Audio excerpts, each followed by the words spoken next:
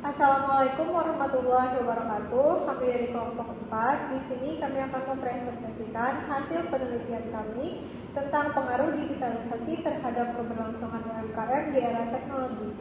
Sebelum memulai, kami akan perkenalkan diri dulu. Saya Rafa Marisa Bahesti selaku Ketua Kelompok 4. Dan di sebelah saya ada Putri Aisyah Lestari sebagai anggota, Tikvi Lutmila sebagai anggota. Oke, yang pertama saya akan membahas tentang latar belakang. UMKM berkontribusi sekitar 61% terhadap PDB Indonesia, menyerap lebih dari 97% tenaga kerja, dan digitalisasi menjadi kebutuhan agar UMKM tetap kompetitif. Namun, masih banyak UMKM yang belum memanfaatkan teknologi digital. Selanjutnya, kita akan membahas tentang rumusan masalah. Yang pertama, bagaimana pengaruh digitalisasi terhadap keberlangsungan UMKM.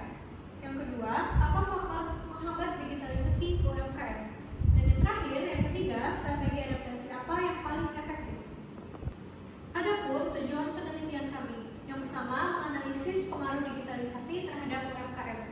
Lalu, identifikasi faktor penghambat dan merumuskan strategi adaptasi digital bagi UMKM. Landasan teori yang kami gunakan di penelitian ini adalah teknologi acceptance model atau bisa disebut TAM. Yang pertama, konsep utama dari TAM itu ada perceived usefulness atau persepsi kegunaan, keyakinan bahwa teknologi memberikan manfaat dan meningkatkan kinerja usaha. Yang kedua, ada perceived ease of use atau persepsi kemudahan, yaitu keyakinan bahwa teknologi mudah dipelajari dan digunakan.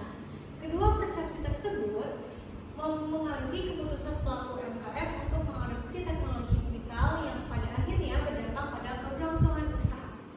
Di sini kita akan membahas kajian pustaka empiris atau artikel utama yang dirujuk. Yang pertama itu Solesen et al. 2023, digitalisasi menaikkan efisiensi operasional UMKM. Yang kedua, Maimuna et al. 2024, ada berapa kesenjangan literasi digital yang lebar antara kota versus desa. Yang ketiga, Marisol dan Fikri 2025, pendampingan kita berjalan menaikkan omset rata-rata 30%. Yang terakhir, Sitompul et al. 2024, pelaku usaha mikro butuh pelatihan eksternal untuk adaptasi.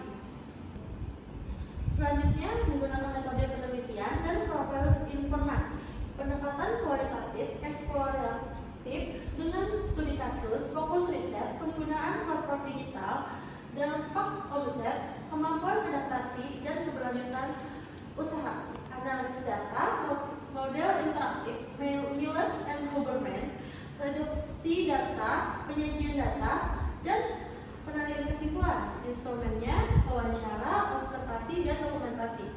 Selanjutnya, penelitian dilakukan pada bulan Mei 2026 di 4 titik strategi di Kota Banjarmasin. Yang pertama, kawasan Siring Menara Pandang, penjual bunga musiman, status digital menggunakan metode QRIS pakai aplikasi Dana. Yang kedua, samping Uniskar MAB, Muhammad Arsyad Al-Banjari, Paman Pentol, kuliner keliling, status digital menggunakan metode tunai.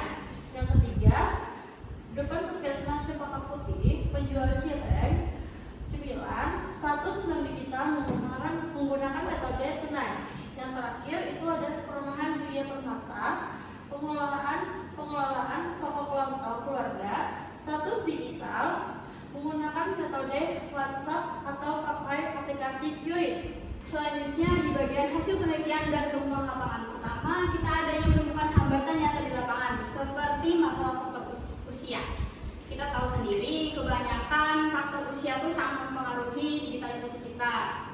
Nah, lalu ketakutan ditipu. Nah, zaman sekarang kan ketika ada QRIS, otomatis ada dong orang yang asing-asing gitulah ya, mengedit transaksinya, manipulasi, bahkan ada juga yang berani untuk menipu secara tidak langsung dengan mengibuli penjualnya.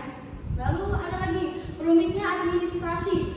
Ketika kita mendaftarkan QRIS, orang-orang yang lanjut faktor usia itu sulit untuk mendaftarkan QRIS kita. Jadi itulah pentingnya faktor Gen Z atau anak-anak zaman sekarang yang mempunyai orang tua memiliki penjualan yang tidak tidak menggunakan QRIS itu untuk membuatkan QRIS tersebut.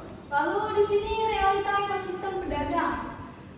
Di sini belum pernah dilatih ya, seperti pemerintah daerah kita udah langsung ke lapangannya langsung dan kita mewawancarai, dan kebanyakan dari mereka itu tidak ada yang pernah memberikan himbauan dari pemerintah daerah untuk membuat QRIS dan lain sebagainya. Nah, seperti itu. Lalu keterikatan pasar tradisional kita, kebanyakan dari mereka pun masih menggunakan sistem tunai bukan QRIS. Itulah sebabnya.